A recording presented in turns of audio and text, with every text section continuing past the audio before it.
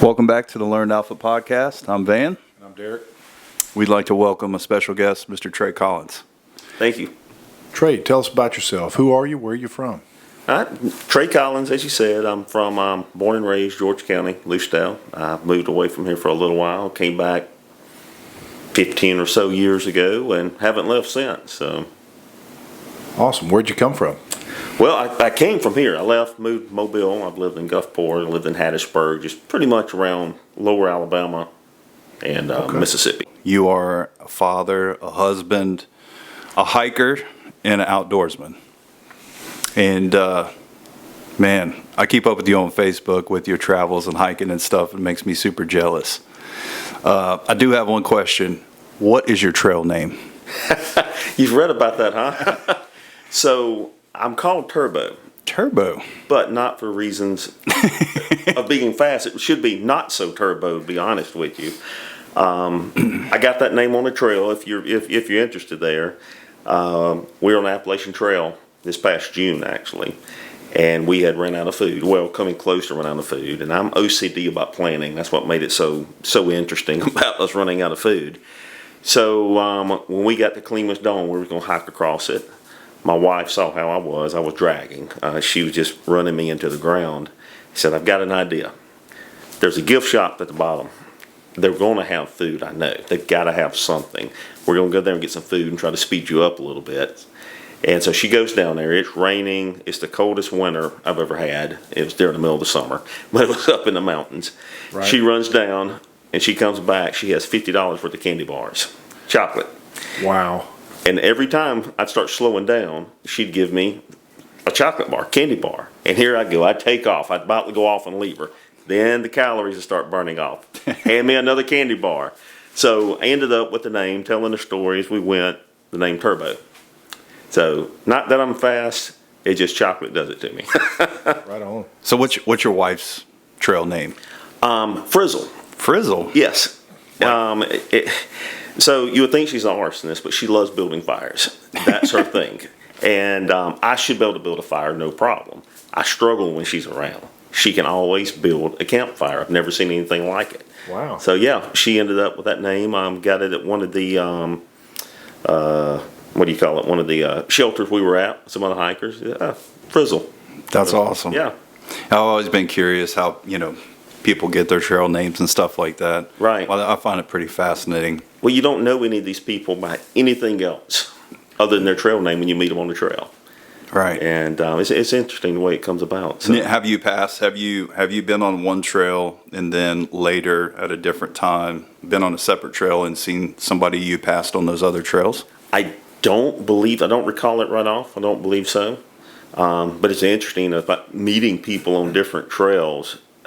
One of the people we ran into on our long trip this past June, she was from Germany. Right. So she was over here from Germany just on a whim. And obviously, most likely, we'll never come across her again. But you always meet up with these people that you just click with. Right. And end up just hiking in groups and things. So how did you get into this?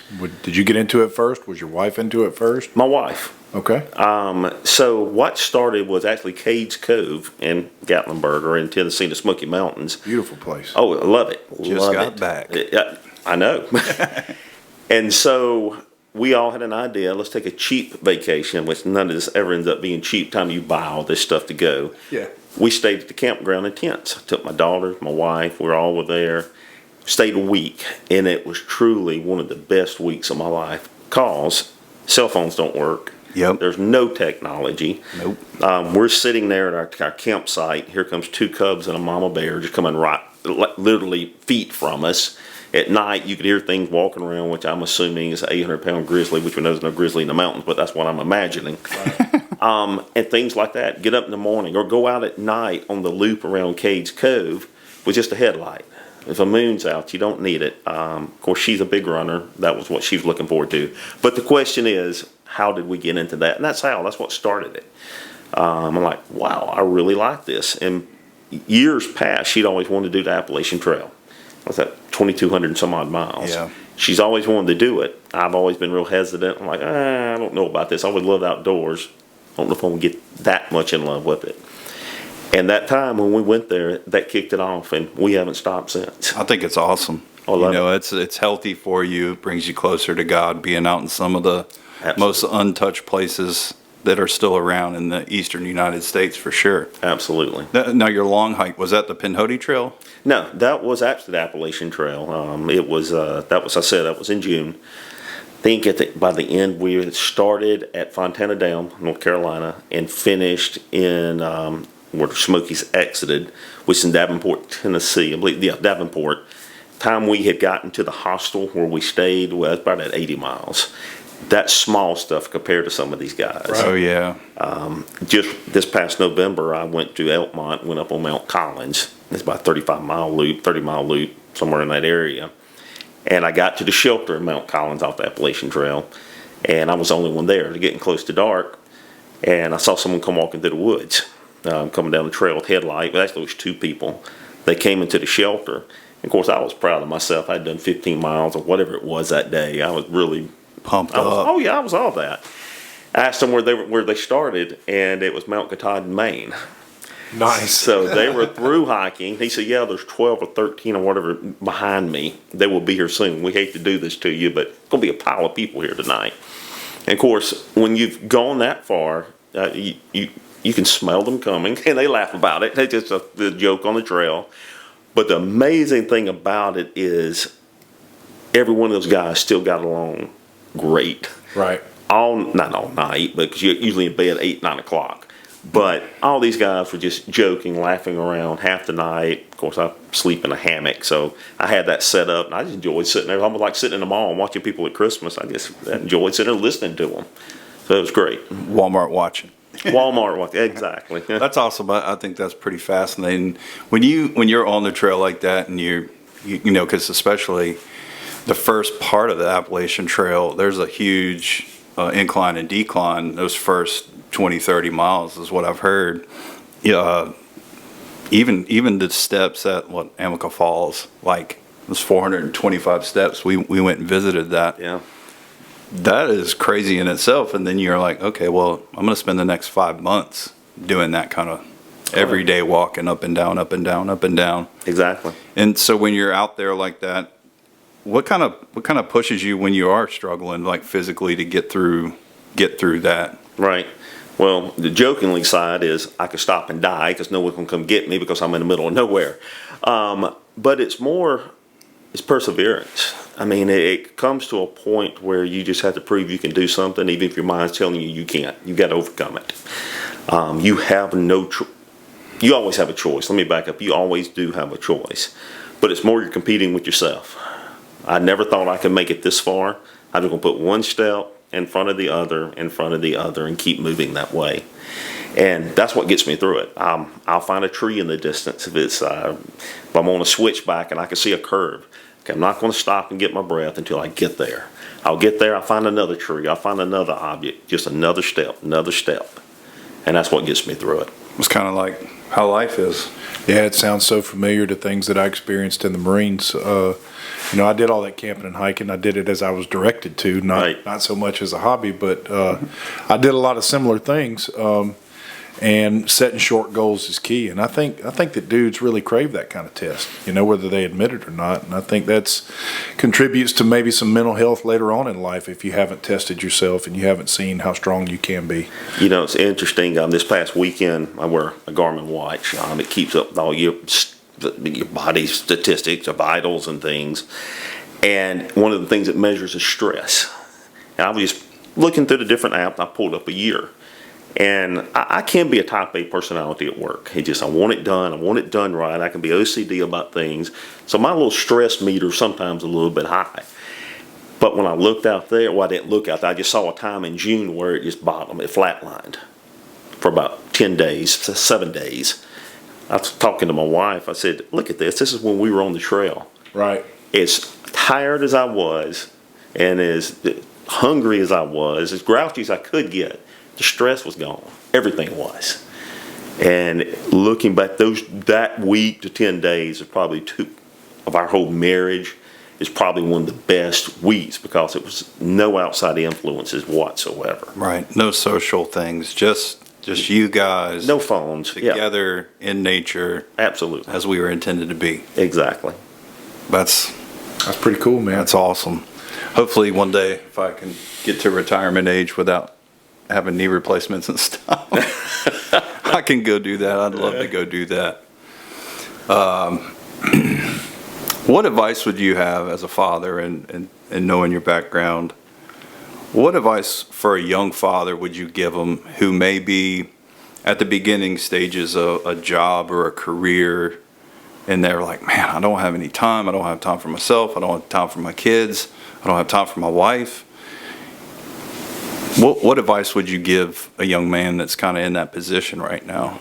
From the 10,000 foot view, I would say don't take yourself too serious. Let's face it, our jobs are important. We pay our bills. Our kids watch how hard we work.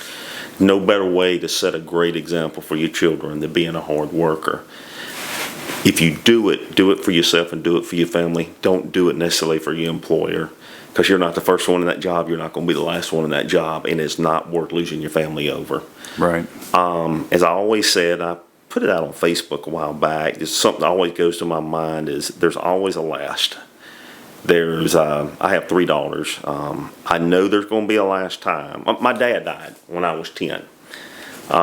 He was in a car wreck. And this past weekend, this is just coming to me, my daughter and I went kayaking. And there was a place on that river, huge bluff.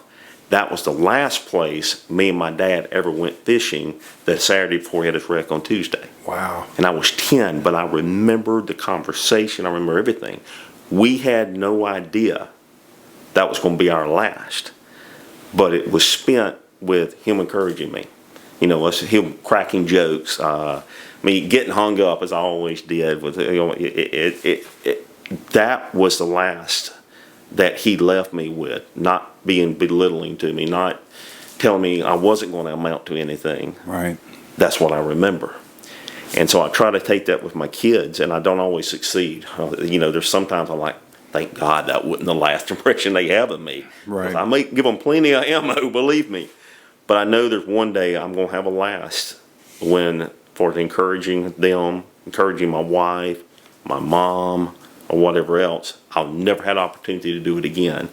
So as I said, I want to be remembered being a daddy and a son and a husband, not just a father or some man in their life. Right. That's pretty deep. Yeah. Because a lot of people, we don't think about like that all the time. No, because a lot of people that do the things that we've done similarly professionally get really married to their work. Yes. And finding that balance is really hard. So what helped you find that balance? What drove that for you? I don't know if I can give you one particular instance. Now, I've been fortunate enough where I'm more on I got into law enforcement at a later age, I should say. Yeah. So I'd had a lot of life experiences behind me. I used to be, believe it or not, in pharmaceutical sales. I went from selling drugs to trying to arrest people from selling them. But mine were all legal. They were blood pressure meds. There you go. I very much so, during that time of my life, could have very much lost myself. It was numbers, money, having to make quotas, up in the office at night, 1 or 2 in the morning, stressing over things that I knew then and I know now and I knew before, totally out of my control. Right.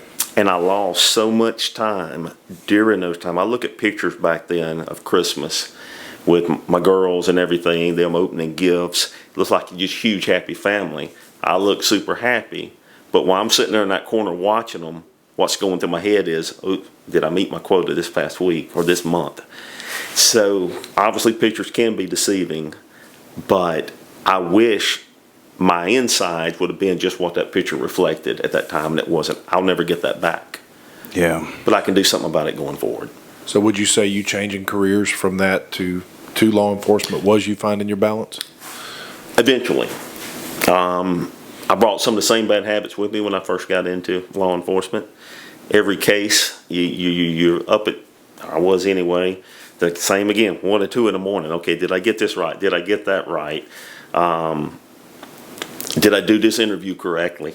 Right. I've got a trial coming up. Am I ready? And I think over the past probably 4 to 5 years, it has gradually become more so that, and myself, I feel like I can see more the importance of those who have been around me through all of this, to support me in my bad moods, my good moods, my ups and my downs. That's been a constant in my life. And that's the only thing. I can't control what goes on outside of my circumstances.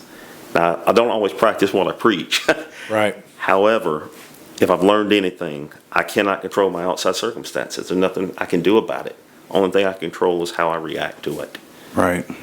And I've also learned spending time with my kids and my family. That really, Yeah. that's my success now, Yeah. I guess I should say. Yep. It happens fast, doesn't it? Too fast. Yeah. And I mean, this is like perfect because I was reading your Facebook post from a while back, and I can read it, but it was like almost like you acknowledged that, and you were talking about plaques, and that doesn't matter at the end of the day. That the time that you spend with your family and the time that you give your family honestly, not just, okay, we're at dinner, but I'm still on my phone, or we're going on vacation, but I'm still making phone calls.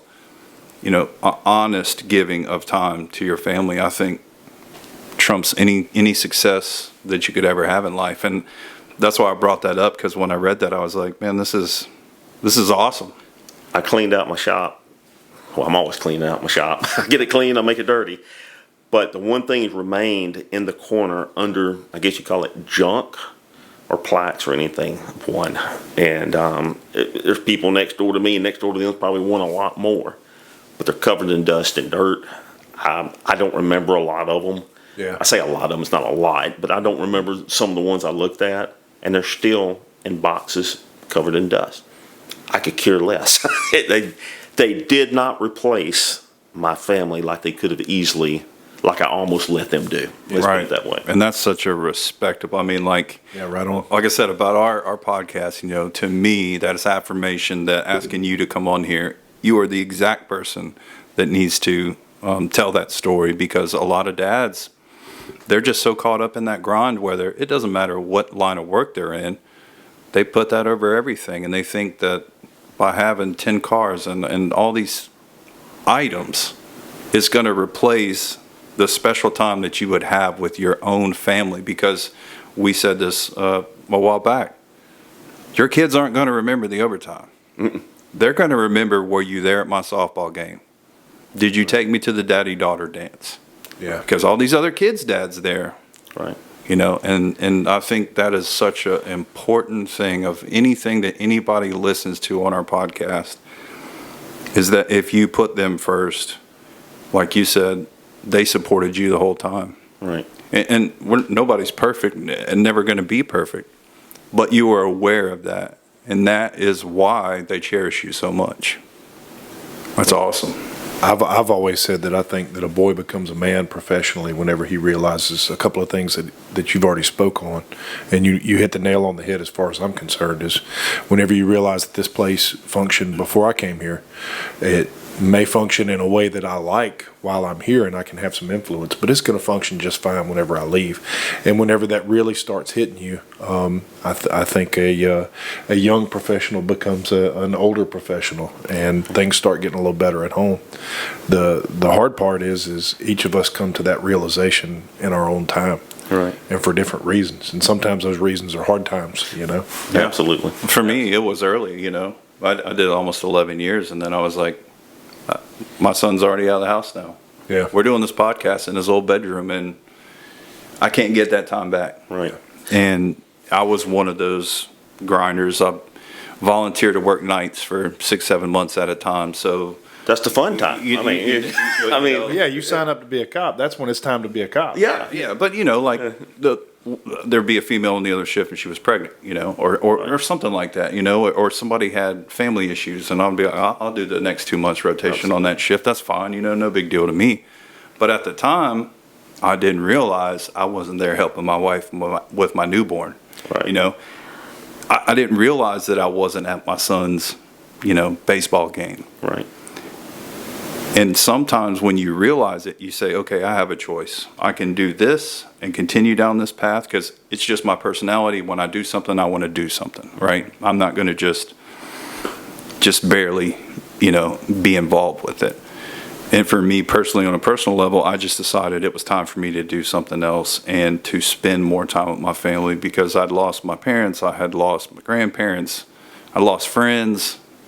And I just realized a little bit sooner than most that, hey, my time's running out. I don't have to live in a giant house. I don't have to have 15 cars and 10 boats. I want to spend that time with my family. That's right. I was fortunate enough when I was, after my dad died, as I said, when I was 10, there were so many men that, of course, I'm looking at my dad. He's a man's man in my eyes. But the men, all his friends were godly men. And they stepped in. And I could have went so many different places. Right. But where did they take me? They took me to the woods. They took me fishing. They were there. There were one or two in particular I always was with. And I'll never, but I give most of the credit to those two men, for anything good that I do now. The credit would have to go back to them because they stepped in when there was no one else. And that's important because we're the Learned Alpha podcast. You're not born a godly man that follows, the right moral path. You have to learn those traits from older men around you and kind of build your own armor to carry through life.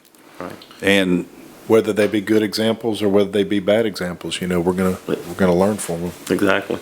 And it's lately for me in life, I have realized a lot more things that are more important than any material thing, obviously. Just like your Facebook post, it's like those plaques could be used for firewood in the future. For all I care is I think what you said, That's right. Because at the end of the day, like Derek said, you realize you kind of become a real man when you realize your time on earth is limited. That's right. And I think that for so long, people just kind of think it's never going to end, but it will. Absolutely. And I think that was really important about how you said you remember your last time with your dad, because that may give somebody who's listening a chance to right a wrong. Right. And leave a different impression every time they leave their wife and kids when they go to work or leave the house. I have no idea what he made as a salary. Not a clue. I couldn't tell you what kind of car we even had then. But I can tell you the color of that boat was a blue Randall Craft, 14 foot with a 25 Johnson on it. That's awesome. And you didn't go hungry. I did not go hungry. That's all Yeah. I knew he was there. That's until right. he wasn't. That's right. And that's to me, that's just the hard part there is knowing how to navigate that. Because some dudes, they show their love by getting up and going to work and Absolutely. not realizing that time is the most valuable thing. And you can do both. Yeah. You absolutely can. Finding that balance is Right. tough sometimes. And that's like a recurring word we use because for men, that's one of the hardest things to do. Like I said, for me personally, if I'm going to do something, I'm going to do something. Mm-hmm. And that normally entails late nights, early mornings, giving it everything you got. Well, in order to do that, you have to give up something else in the meantime to allocate all that time to that. Right. And everybody realizes that, I think, at a different time. But once you do realize it and you're cognizant of what's taking place and how you can fix it, I mean, you got to do it like right then. Don't wait till tomorrow. That's right. Um, All right, so out of all the things we've talked about, I'm going to ask you the hardest question. Like what deep down inside of Trey drives you during the hard times that you faced? Maybe just being a male, I'm just naturally competitive. And that's what I'd like to say. Overall, I would like that to be the only answer is that, hey, I'm competitive. I want to win. I hate to lose. All of that's true. Matter of fact, yes, my wife, she'll know that I loathe to lose. I just won't let the person know when I do lose that I loathe it. I'm like, hey, congratulate them and go on. I'm gritting my teeth.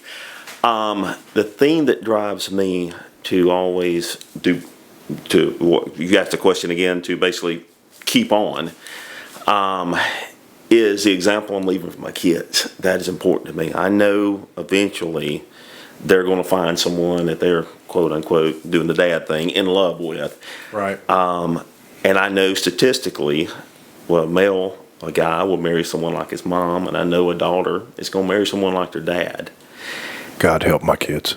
Same here. I mean, I worry about that. Facts. I'm like, oh, geez, this could be bad. But it's only bad it's because it's my fault if it's bad. I hope they're much better than me, though I'll never admit it. But I have a soft spot for girls. I have for my daughters. I don't have a son. I can only figure out how to make girls, apparently. Even most of my pets at one time were all female. With that being said, though, I know they're looking at me, and they're not just looking at me to provide. They're not just looking at me to be the guy that wrestles with them on the ground and brings the puppy home. They're maybe unknowingly, they're looking at me on how a man should be. Yeah. And there were times in my life that I wouldn't want them to marry that guy I was. They deserve so much better. Even at my best, these were my daughters, they deserve better than me any day of the week. Right. But I hope they'll at least strive to be at least as good as me, or as good as they perceive me. But I really hope they do better. My wife, she is an angel from heaven, I always say. We've been married 22 years. We dated for 3 or 4 months. Met in Chicago. Wow. Oh yeah, it was crazy. I would. My kids are not allowed to do this, but Meet somebody in a faraway land and marry them 4 months later? in a line at a Mexican buffet. It's just add more to it. So we were in line. I'm just going to throw this in there. I know I'm kind of jumping a little bit. That's amazing. Tacos are life. Yeah, and we still love Mexican. I mean, there's nothing wrong with that. So we're at pharmaceutical training. She is from Texas, Tyler, Texas, West Texas originally, but at that time, Tyler, Texas. And, of course, I was living in Mobile, Alabama. And we been there for several weeks, number of weeks, 4 or 5 weeks, it seemed like, right before Christmas. And so happened I got in line behind her. And I'd seen her, but I wasn't there looking for anything. And we got talking. And I still remember this to this day. She said, she corrected me the other day. I don't remember what age she told me, but let's say 30. If I'm still not married when I'm 35, if I'm still do not have children when I'm 35, I'm going to adopt a little Chinese girl. She was a missionary to China when I went on a medical mission to China one time. She said, I'm going to adopt a Chinese little girl. I went, we can't have that happen. So we started dating there soon after. Now, of course, training was pretty much over at that time. So we started dating while she was in Tyler and I was living in Mobile. That's a long date. That's a long drive. Right. And so I think it was after 3 or 4 months, I proposed to her. And we were married there shortly after.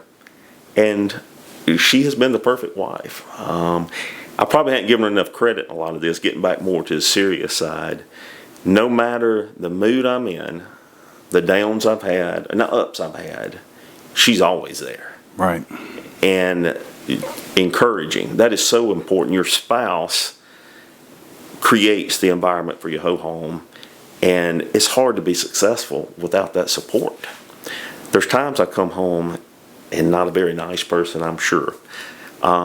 There's times I don't always set the best example. But yet, it doesn't matter to her. It does matter, but yet her feelings toward me never changes. Yeah. Within minutes, she'll have a smile back on her face, say, it's going to be okay. And of course, my daughters, not just looking to me, is seeing that as a husband or as a father. They're looking at, so this is what it's like to be a wife. Be strong, be supportive, have your own career, but be the heart of the home. Yeah. Because Dad would be in a mess if we didn't have you. Yeah. Right. Well, you made another point that just hits right home with me. Like a man's got to find peace somewhere, If he goes out in the world and he's doing a tough job, whatever that job may be, pharmaceuticals, police, lumberjack, car mechanic, whatever the case may be, it gets pretty hectic out there. And, and if you don't have a safe space or a place that you can come home and be yourself in, then you really don't have anything. And a wife that provides peace, a wife that gives you some support in one way or another, whatever her love language is worth more than any gold that you could ever find. Absolutely. And I didn't find that until, about 10 years ago. Right. And 10, 11 years ago. And man, I didn't know what I was missing. Oh yeah, it's the best thing in the world. I mean, she has her own career, hard worker. She never stops. And it's a shame, but I had to see her as a man saying, man, I learned a lot from that woman, from that lady. She's a phenomenal person. So, yeah. That's really what it takes. And we had talked, Derek and I had talked about this before, about how important it is for kids to grow up in a nucleus family where everything is as a normal family, essentially. But it's not just one parent does everything and the other doesn't. It has to be from both sides. And just like you said, it's not just your daughter looking at you, engaging you about the type of man you are based on how you live your life, tested against the Bible, tested against how you live your life. But they're also gauging your wife on how she responds to your good and your bad days. And I think that's so overlooked a lot in society these days, not having that connectivity, between both of you, because you both made your kids, and so they're both going to have similar traits from both of you. And I think it's how you handle good and bad situations with your own kids are obviously going to determine how they turn out. But if you're setting a good example, just walking by in the living room and wrapping your arm around your wife and giving her a hug and a quick kiss, they see that it wasn't crazy, there was nothing to it, but it was a sign of affection. Right. And if they're ever in a relationship like that and they're not receiving that, then what's really going on with this guy? That's right. And it could be something, like I said, just as subtle as that, but from single parent homes, you don't necessarily see that kind of affection. And so I think that in itself will eventually change society in a negative way because, well, why are you wrapping your arm around me? I've never seen that, somebody do that to my mom, because it may not be a real affectionate relationship, and they don't know how to deal with somebody who's trying to be affectionate. And then that way those relationships don't ever work out. Right. And they never understand why. Absolutely. So, and I think more needs to be said. Like I was raised in a Christian household. My dad died whenever he was 9, and so my mother and my grandmother raised me, and it was my uncles and some men around my neighborhood that kind of taught me some of the man lessons. But I was always taught, it's very important who you marry, and the dating and getting all of your personality out to this person, them getting all of their personality out to you, so you can be honest with each other about who you really are. And I never really understood why that was so important, but I think we need to be talking about that to these kids, because if like the Bible says, you need to be equally yoked. Like if you're not, you're never going to find that peace at home. And if and all y'all out there listening, you really need to be honest with yourself about who you are and who that other person is. And if y'all aren't meant to be together, then that's fine. We can take it in a different direction, right? And be perfectly peaceful and nice to one another. And that's okay. But that importance of finding that balance between the two of you before you even make a family, that is where it's at. And it's almost like it's the opposite these days with the younger generation. They don't even, that's not even a thought process to them. Yeah. The thing that most attracted me to my wife, I forgot to mention that, it wasn't just the Mexican buffet. The thing that caught my attention was, I think it was a few days before. And of course, you got to keep in mind, we're in pharmaceutical sales. The dollar is what you worship in pharmaceuticals. Let's just face it, it's about money. And we had 60, 70 people in this class, this new training class, from all around the U.S. And she stood up in the middle of it on Friday and said, some large church in Chicago, was televised back then. She invited the whole class to go to church. And he said, we've got the shuttles for this and that. If you're interested, we're going. She's going to let you know we're leaving this time. That's all she said. I was like, I'm going to find out more about this lady. And so... she's got some fortitude. Yep. Oh, yeah, she definitely has that. And so, but yeah, it is interesting how all that came together. So, it's almost God thing. Yeah, and it's funny too, because I know both of you guys have experienced this in one way or another. When you try and force something, you may be able to make something work for a short term, but it just never is clicking on all cylinders all the time, you know. And at the time, you may be thinking to yourself as a young man, why didn't this work out? I really like this person. Well, because God's got different plans for you. That's right. He wants you to find the person, not a person. Good point. Because the person that you need in your life will help you stay in the church and help you raise your kids in that environment. And it's just it's one of those things that you don't think about. And as a younger male, I went through that myself. I've been divorced twice before I met my wife, and I can't think of any other way I'd want to be spending my life than I am right now. Right. But that tells me everything that happened, bad or good, up to that point of meeting her was because of that reason. And that's why I said it. You don't need a person, you need the person. Right. Good point. So, Yeah, like on a recent comedy movie where a certain actor was talking about a pretty good point, a pretty point that really hits home with everybody, and that's like some people are meant to be in your life for a season, and some people are meant to be in your life for your entire life, and some people you're meant to learn from, and some people you're meant to learn with. so Confusing those people is what causes us problems. That's exactly right. you are straight up on that. But and I don't want to rush this, because I really think I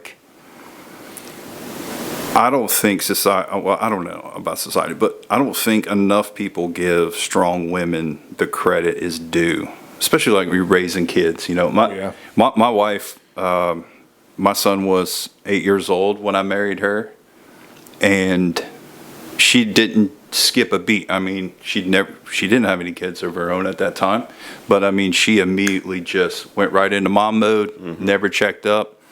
Always took care of my son, always looked out for his best interest, always took him to dances, always, all the normal things. But she also didn't take anything from him. If he was disrespectful to her, she'd let him know. Mm-hmm. And obviously when I came home, I'd let him know as well. But it just goes to show the kind of support you both need to have a healthy relationship, to produce healthy kids that don't have mental issues and don't have all these social things bearing down on them, because parents that really care will have an open conversation with their kids about all those things and kind of help them work through them. It doesn't work all the time, and some people don't fully share. It's like if someone asks you a question and you don't tell them the full truth, well, you're not getting the full story, so how can you help solve that problem if you don't know the whole story? Right. And it's just one of those things. I think it's a communication thing, and I think the more we use cell phones and the more we text each other, the less honest we really are verbally, looking someone in the eye, shaking somebody's hand. It kind of desensitizes. It's not personal. Right? Yeah. It doesn't have any meaning to it. Right. It desensitizes a human relationship with another human. They showing children now, just with the social media and things, the rates of depression is just through the roof, because they're seeing glimpses of someone else's life. They don't see all of the crud that's going with it. Well, and there's no consequences for talking trash about other people too. Absolutely. And those are important lessons to learn in formative years. And no, I'm not condoning youth violence or anything like that. But in my day, before MySpace, Facebook, Instagram, any of these things that came along, if you talk some trash about somebody, you did it in person, and you were liable to catch a fist in the mouth. And either you fought that person and you won the fight, or you learned a lesson, and either way it cost you some input there. That's right. And now there's just no conflict resolution with these kids. We could mess up at 16, 17 years old in the 90s, and only people that saw it were the folks that were around you, and it was word of mouth. But now there's a video of it, and there's thousands of shares, and these people's lives are just out there like life in a fishbowl, like we talk about in law enforcement. Exactly. And these people on these other, it's just basically a digital account that they're no longer people. That's right. They're just a face on Facebook, or maybe not even Facebook. There's so many social media sites out there. Right. They're just a picture.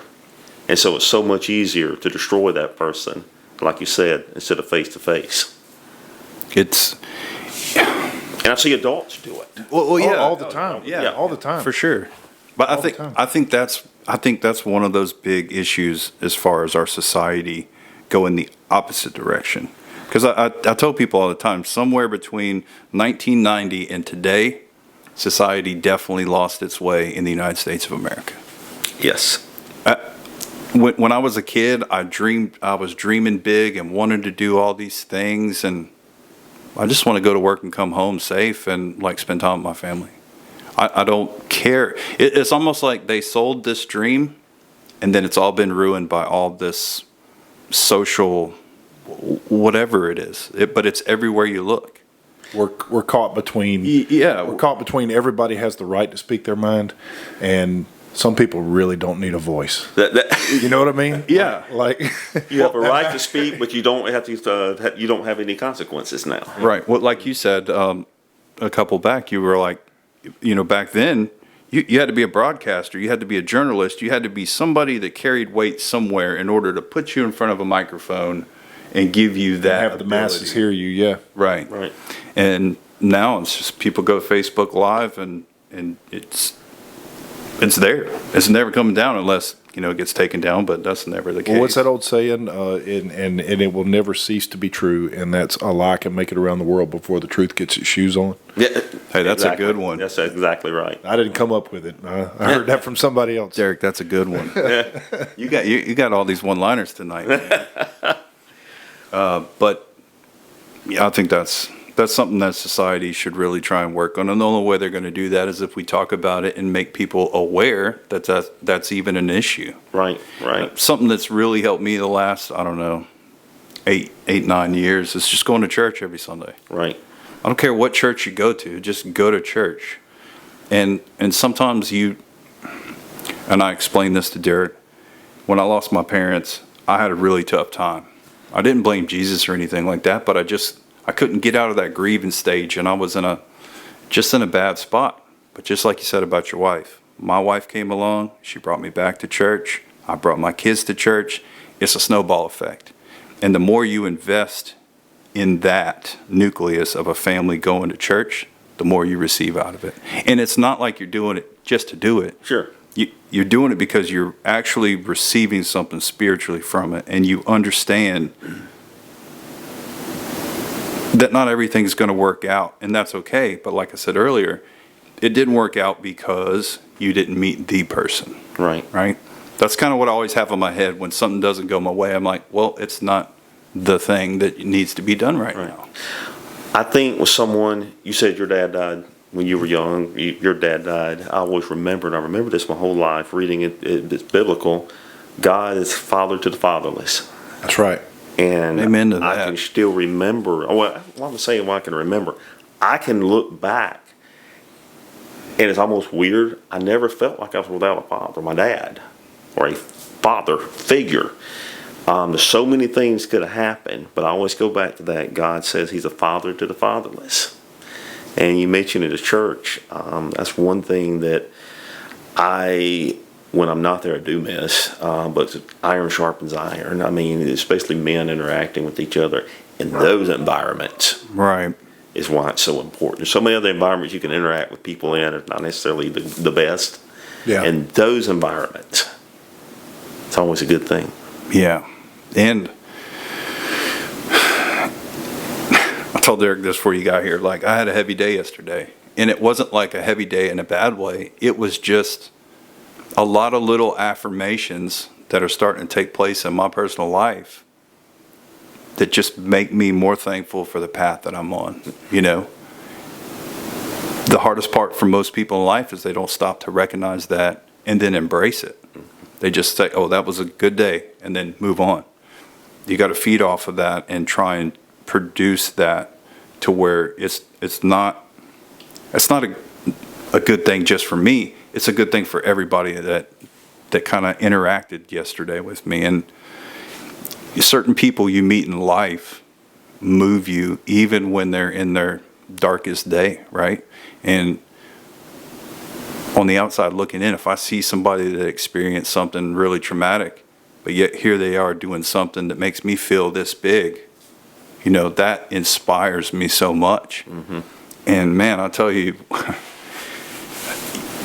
it's just, like I said, it's just affirmation that everything I'm doing in my life now and spending more time with my wife and kids and going to church and really receiving the word and not just being there to be there for them, Right. but be there for me and be there for God, be there for Jesus, to be able to be that vessel that kind of helps not only God, me and my family, but hopefully rub off onto somebody else and bring them closer. Sure.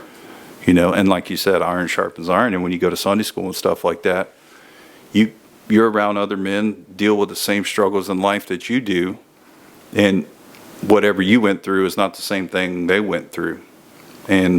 But that fellowship is what kind of helps connect all of that. Right. And you each realize each other's struggles, and you see it from a different perspective, and they see your struggles from a different perspective, if you have any. And, you know, it just kind of opens you up to the possibility of trying to just be better, not of something you thought about, but maybe they just dropped you a one-liner and said, hey, did you try doing this? Yeah, and I think some of that is the hardest part for dudes who are in different lines of work.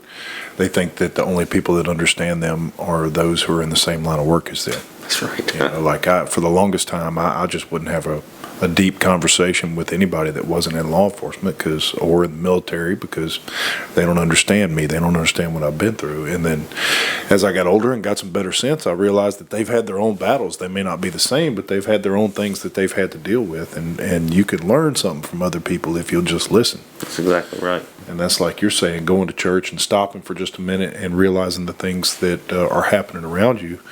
You know, you get those people that say, well, the Holy Spirit never talks to me. Well, player, are you listening? You know? That's exactly right. You got to take a minute to speak to other people, and you got to take a minute to listen. You are absolutely right about that. That's basically what I was trying to say, but I did it in kind of a long-winded way. I was there, but I wasn't fully participating in why I was there. Sure. And when you start doing that, man, it's like just waking up and breathing now. Well, it's easy, again, with the law enforcement side and other careers too, to start where you avoid people. Oh, yeah. You kind of just want to stay to yourself. Everybody's messed up, right? Yeah, everybody is. You don't want to. You almost become recluse is the wrong word, but more of an introvert. I think introvert. You kind of stay to yourself, and that's one of the biggest struggles to get out of. Is to learn to socialize, learn to talk, or to have a relationship with another guy of some sort, some type of somebody you can talk to and bounce things off of. You realize everybody's messed up, including you. Yeah, absolutely. And that we're all in the same boat. But you think you're the worst of the messed up. You think you're covering most of it. We're all in the same boat. And We are. Paddle. You tell your friend something, and they look at you like crickets are in their head. They're like, whoa. You know? Did I go too far? Family dinner. Everything's silent. No, man, I'm just kidding. Asking for a friend. Yeah. But that's what I need these younger guys to hear, is that it's okay to ask for help. It's okay to talk to somebody. And I hope that if you're the somebody on the other end of the phone or the text and they're reaching out to you, take 5 minutes and respond to them.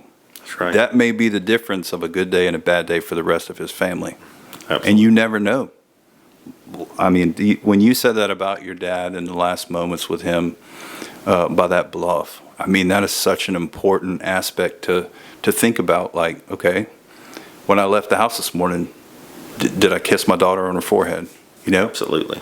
It really forces you to kind of put that as one of your tool belts that you have in your daily routine that you make sure you do no matter what. In this life, no matter what, as I said in that, there's going to be a last time you kiss her on the forehead. There's going to be a last time I shake my uncle's hand or tell my mom, thanks for all you did for me coming up through the year. My wife, Lord, thank you for keeping me straight. It's going to happen. Be it I'm gone or my wife's gone, there's going to be a last time we hold hands and walk down the driveway. Never would have to come back. And I try to always, more so late, I guess I'm just getting older, but I always try to remember that daily when I walk out of the house. This might be the last time I hug her. So we're going to end an argument because I couldn't find what I wanted to take for me to lunch. Right. So that's just, I think that's how I've tried to turn my thoughts toward hoping that I want her to be caught off guard. Right. I think that's such like I'm telling you, that resonated with me. You know, that's a really good outlook to have for anybody, husband or wife. You know, but that's a really good thing to have, and I'm glad you brought that up because I didn't think about that. You know, when I got up this morning, honestly, I didn't. No. No, it's something that sits in the back of your head. You just don't let it come to the surface. Man. Well, Trey, man, I want to say thank you for coming and speaking to us. Thanks for having me. I absolutely enjoyed it. It just goes to show that everybody has a different outlook on life and has lived different experiences, and that's kind of what brings us all together, and the fact that we can talk about these things and hopefully reach somebody who's going through some of these issues in life or didn't realize, like what you said about your dad, and they take those extra minute to make sure, you know, that they leave the right impression, right. The last one. I mean, we can learn from one another. Yeah, for sure. Absolutely. We're only as tough as we're willing to admit, you know? Seriously, like, you can puff your chest all you want, but if you get a splinter in your foot, you're going to walk funny, you know? I'd fight King Kong, but I'd wait till he got down off the building. I'll wait till. That's an important step. We appreciate it, Trey. Thank you so much, man. Thank you. Yep. Please like and subscribe, and we'll see you next week.